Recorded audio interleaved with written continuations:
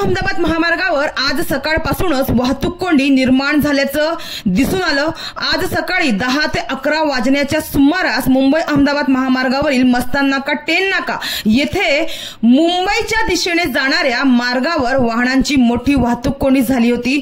या ठिकाणी वाहनांच्या मोठमोठ्या रांगा लागल्याचं चित्र होतं। मात्र आता हे रस्ते खुले झाले आहे, वाहतूक कोंडी सुरळीत झाली आहे। सकाळची वेळ कामाची, मात्र अनेक वाहन हे या वाहतूक कोंडीत अडकले होते।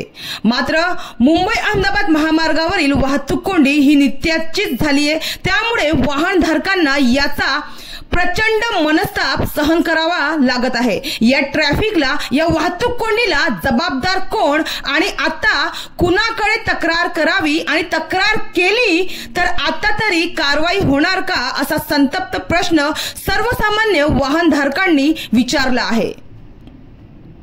महामार्गावर दिवसेंदिवस वाढती वाहतूक कोंडी चिंतेचा विषय ठरली आहे।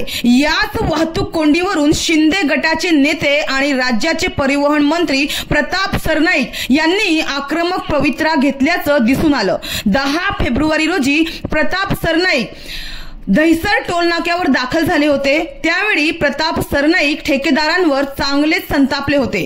मी पुढच्या आठवड्यात पुन्हा येणार आहे, त्यावेळी मला वाहतूक कोंडी दिसली तर मी स्वतः टोल नाका फोडणार आणि गुन्हा देखील दाखल करणार, असा सज्जड दम मंत्री सरनाईक यांनी दिला आहे। मात्र आता या वाहतूक कोंडीवर राज्याचे परिवहन मंत्री प्रताप सरनाईक काही आक्रमक पवित्रा घेणार का, जेणेकरून वाहन चालकांना या समस्येतून दिलासा तरी मिळेल।